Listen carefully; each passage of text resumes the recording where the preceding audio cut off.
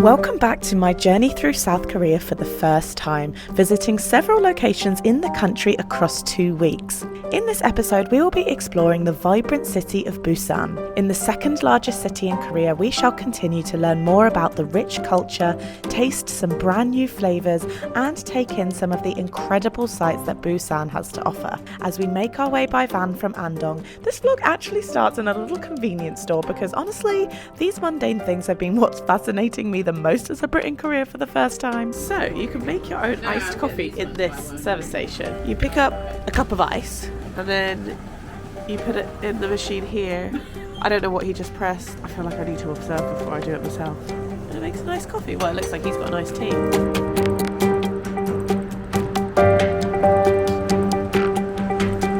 First stop is lunch, and we have come to one of the best, most famous noodle restaurants in Busan, which is called Choyangmilmyeon.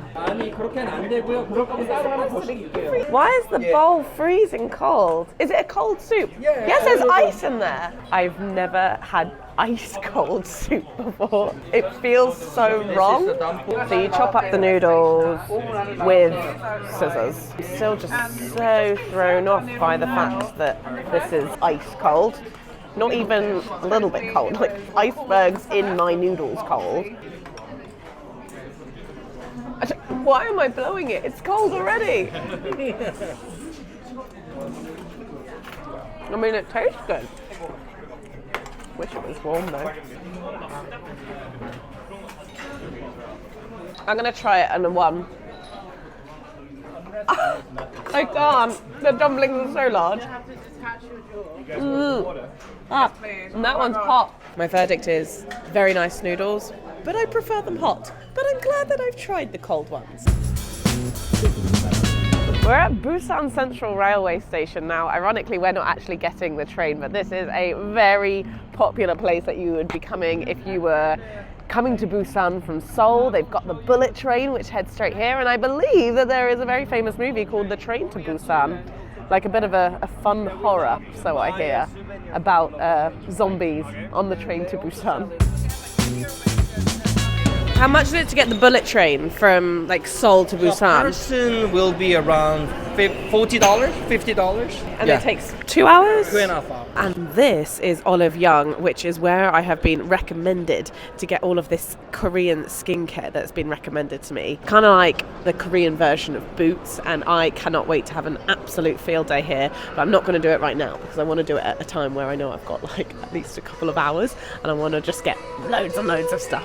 So stay tuned to see what I buy in Olive Young. So now it's time to start exploring Busan, and our first stop is the Gamcheon Culture Village. As you can see, this Gamcheon Culture Village is located right next to the Jagalji Sea Market. It's around 15 minutes away from it. Since after Korean War, the people evacuated from Seoul to Busan, because at that time Busan was a capital city of Korea between 1950 and 53. So there are no residential area for the people who evacuate. So they start to, build a house at the mountain. Then this is the way how they start to live here. And of course, after the war, many people leave this place. They back to their hometown. But thing is, the people who really don't have much money, they just start to living in here. So it was like a blue place of Busan. And then why it became so popular, because there are lots of artists or painters, they started living in here because of cheap, house cost. And it looks very artistic with all the colors.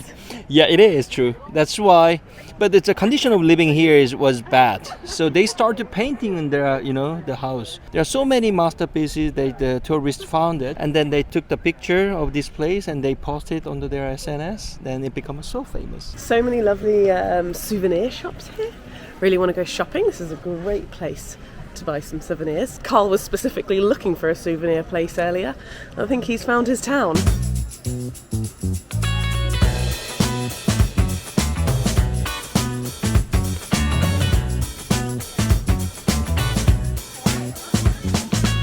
I absolutely stole Carl's idea and I bought some chopsticks. Unbelievable.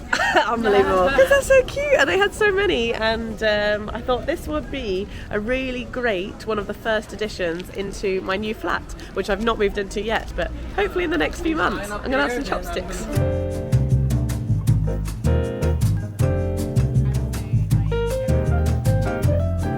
So do you remember how I said that the Koreans love an activity? Well, the fun continues in Busan because we are in a cable car. This is called the Songdo Marine Cable Car, and we are doing the Busan Air Cruise, which is quite literally a cable car ride over the waters of Busan. You see beautiful beaches and you see no one swimming. Why does no one swim here in South Korea?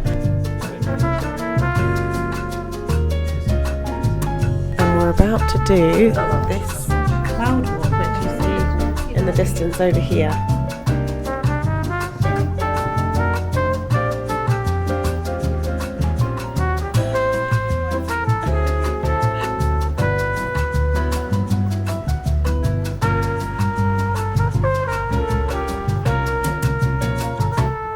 We're now at another culture village in Busan. This one's called Huinyyeoul. They're somewhat similar, except this one's a lot whiter and it's actually completely along this cliffside. You have beautiful views along the sea. They call Huinyyeoul the Santorini of South Korea, and it is rather lovely. It's full of little shops and cafes, so it felt rude not to stop for a cheeky rooftop coffee. I ordered an iced caramel latte.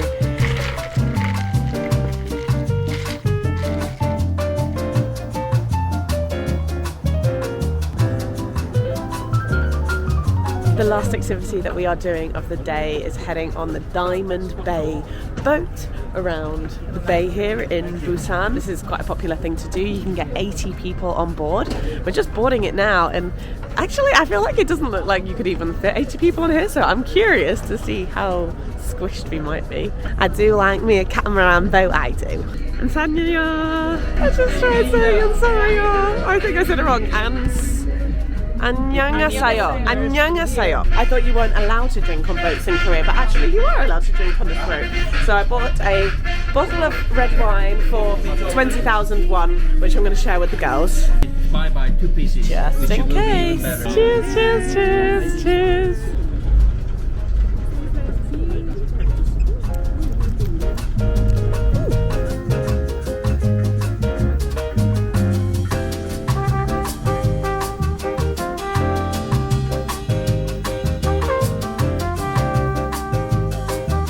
There's 2 things that we know I love on this channel. It's iced caramel lattes and it's being on a boat. To be even more specific, drinking wine on a boat. So this has been a great afternoon, let me tell you.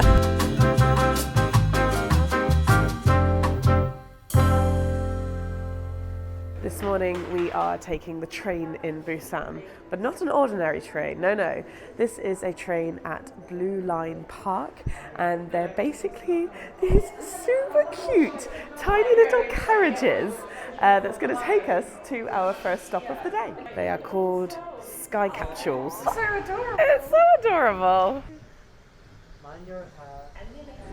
This is what it looks like inside. It's kind of roomy. There's enough space for 4 people in here.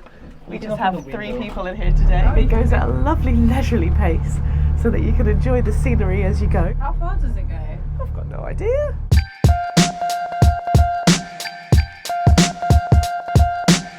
This costs 45,000 won, and that is to take over a whole carriage with 4 people. So it's really worth coming to do this with friends as opposed to coming by yourself, because otherwise you'll be paying for a whole carriage by yourself.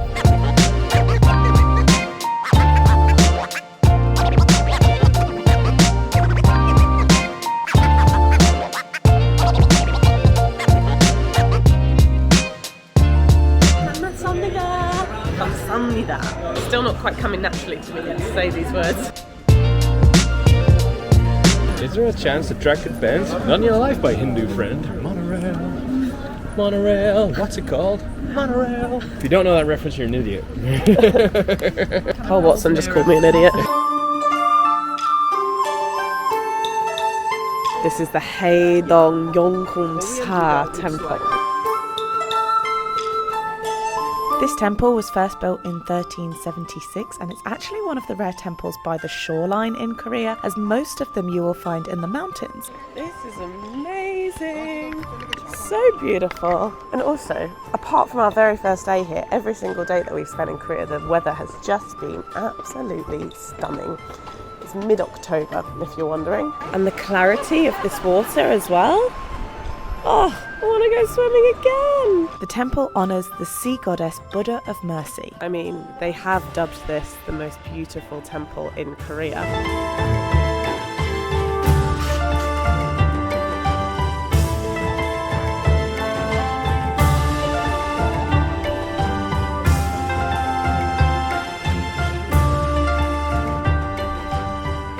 After the temple, we took a quick visit into Busan X The Sky, where you can get the best aerial views over the city. It cost 27,000 won to visit the observatory deck. So my ears are popping. But it's worth knowing that this experience is included if you have a Visit Busan Pass, where you can also get entry into other attractions for 49,000 won. So if these other things are on your list as well, it's definitely more cost effective to buy a pass. So they have this little like virtual photo thing where they superimpose you onto a background of the Busan skyline, and they're truly something. I will share them with you now, what we've taken. And what I want to know is why are we floating? Why are we floating in the air? It does feel a bit strange filming the live versions of the thing that you're about to eat. Yes, that's right, we are about to eat some blowfish that has to be cooked in a very particular special way by someone with very special qualifications, because otherwise it can be very, very poisonous. So you can get a spicy seasoned puffer, collagen with vegetables, a yellowfin puffer teriyaki, deep fried puffer, yellowfin puffer soup. The chefs here literally have to have a special license to cook this fish so that customers are not, poisoned. Spicy cucumber. Here we have the puffer fish teriyaki.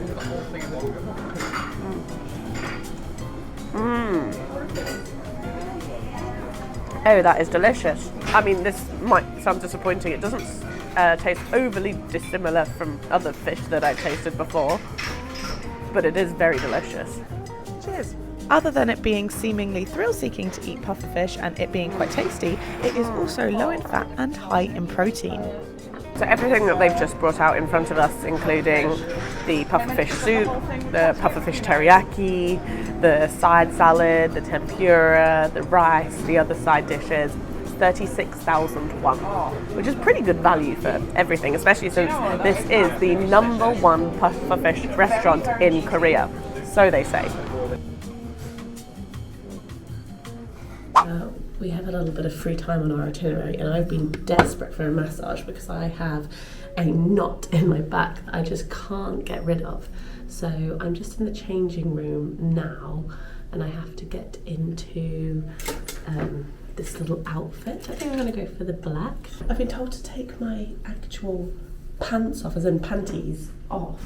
But I don't think I want to do that. I don't think I want to be without panties in their shorts. Do you know what I mean? I think I'm going to keep my panties on. Well, that's 2XL. It's not great. I don't think I'm going to film any of the treatment, but apparently, so I've only asked for a massage, but apparently I have a foot spa first, followed by the massage. I'm ever so curious. I don't really know this, but this is how I'm dressed. I'll let you know how it goes afterwards. Wow, I gotta say, I enjoyed that. I don't think it's completely fixed the knot in my back problem, but it definitely didn't make it worse. It was relaxing. I do enjoy going to massages in different countries because you just don't know what you're going to get, and I quite enjoy the unexpectedness of like, oh, what are they going to do next? So the foot spa, which they did, was literally just me soaking my feet in a mysterious purple liquid, and then I went into the massage chair. They did a bit of pressing, like hard pressing, when I still had the kind of clothes on, and even more like towels over me, and then I took the top off and it went into like a nice oily, slightly deep tissue massage on my back, which was quite lovely. She brought out some hot stones at one point and started rubbing those all over me quite vigorously, and then there was a hot flannel action also being rubbed across me quite vigorously. The hot stones were very, very hot at one point, but I pushed through. I was like, I could do this. I'm not a wimp. And then there was some stretches towards the end. She actually at one point like stretched my leg across and gave me like some good like spanks on either side, which was quite funny. I was trying not to laugh actually, because I was like, you are quite literally just spanking my ass right now, and it feels quite nice. And also, I'm glad I kept my panties on. There was not a reason for me to have to take them off. In fact, I actually kept the shorts on the whole time, so I am glad I kept the panties on. I've heard it's very, very important in Korean customs to wait for the green man. God forbid you cross when there is a red man, even if there's no cars coming, because the police will be after you. Anyway, I'm heading back to the hotel, and then we are off to do some paddleboarding this afternoon. Sexy. It's going to be a bit of a sunset paddle, actually. Wowee. So we're going to start off on our knees, and then we will progress to our feet.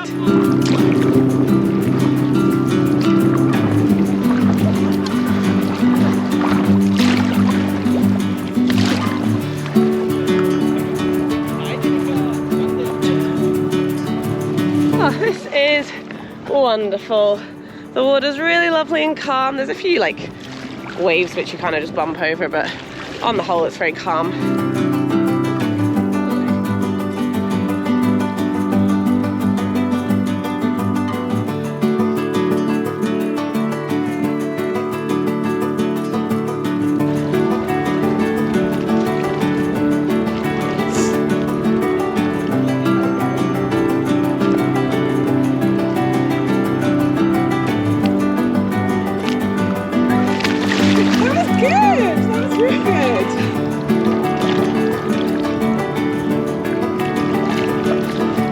Honestly, this is my favourite kind of activity, isn't it? And the fact that you can do it right in the middle of the city is pretty damn cool.